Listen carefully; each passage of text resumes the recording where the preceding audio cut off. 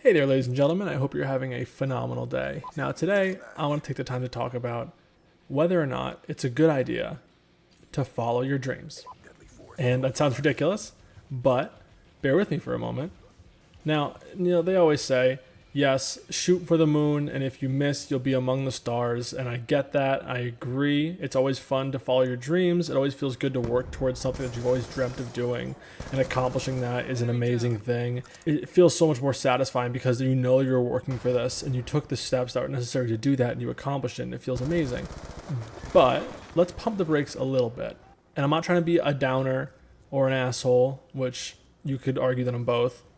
But I think that we have to try and normalize the fact that just because you don't reach that point where you have fulfilled your dreams doesn't mean that you've done something wrong. In fact, a lot of times it ends up being better for you. And from personal experience, I could tell you that I always wanted to be a videographer. I wanted to create videos. I wanted to do photography. I wanted to create videos people enjoyed and were entertained by.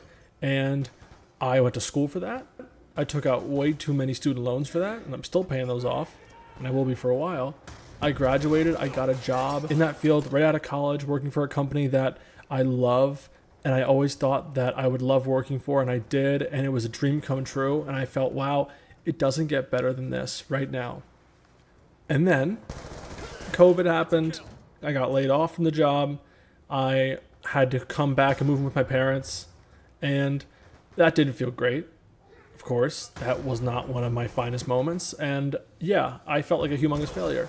After that, I bounced around to other videography jobs and photography jobs, and none of them kind of really did for me what that first dream job did, and it felt like, well, I'm never going to reach that point again where I'm going to find a job that I love. Then I reached a point where I was like, I can't believe this happened to me. Why did COVID do this to me? I started blaming other things instead of blaming myself, which obviously whenever you spend time blaming your misfortune on other people instead of just trying to work to make your situation better, that's never a good thing. And you're never going to end up being better off if you look at it that way with that negative attitude.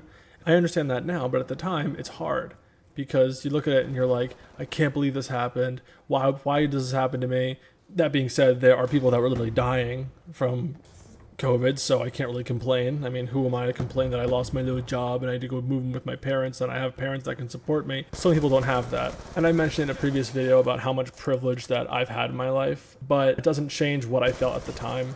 At that time, I believed that if I didn't get a job in what I dreamt of doing, I didn't get a job in what I went to school for, then I'm just a failure, and I failed in all of my professional goals. Well, fast forward to today, and I don't work in videography anymore.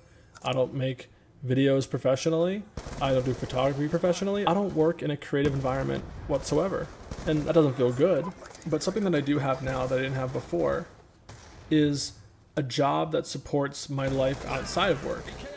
And I know for myself personally, my life outside of work is just as important as my life inside of work. And yes, you spend a lot of time at work and you have to find a company or a job that you enjoy doing, a job that you know that you can go in and day out and not want to blow your brains out. Also, when you're looking for a job, you don't have to necessarily find a job that is the perfect job for you. If you love your life outside of work and you work to live, you don't live to work, then find a job that suits your life outside of work, that gives you benefits and PTO. You can take off and you can go on vacations with your friends and family. A job that works remote, so you can sit there in your lounge pants and pet your cat while you're working all day. There's so many different opportunities for jobs that, yes, it might not be what you've dreamed of doing, but it supports your life in so many other ways that it's worth it. You don't necessarily have to be following one specific dream that you have in order to feel like you're living a dream of a life. That sounds so corny now that's coming out of my mouth, but it's true because I am living proof of that. As you're watching this, you might be thinking to yourself that I've just convinced myself that I'm happier in this position than I was at my old job. And honestly, I'm afraid that I do that too. I'm afraid that I've already convinced myself and I'm so deluded that I will always think what I'm doing now is better just to keep myself happy. So I really don't know if I'm happier now than I was then, but I do know that I'm happy. And that proves my point that You don't have to be in your dream job in order for you to be happy. And I can't speak about following your dreams without mentioning the practicality of certain dreams. I mean, obviously, if you're looking to be a famous YouTuber, professional sports player, an astronaut, get famous on OnlyFans, I don't know, anything like that, the chances of you succeeding in those fields is so much lower that yes, you can definitely shoot for it, you can work for it on the side, and you can do everything that you need to do in order to accomplish it, and it still might not happen.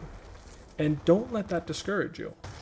Obviously, you can keep working at that, but just because you have to work something else on the side while you work to that does not mean that you're failing. But the important part is following and achieving those dreams that are attainable. And yes, you might have to compromise in another area of your life to achieve a goal in another part of your life. And that's completely natural. And just because one person is not happy in a job they didn't dream of doing doesn't mean you can't make it work for your life. Friedrich Koenig speaks to this perfectly when he says, "We tend to forget that happiness doesn't come as a result of getting something we don't have, but rather of recognizing and appreciating what we do have." Appreciate the things around you. Build a life that supports the things around you. I think we'll end it here. Thank you so much for watching, and I hope to see you in the next one.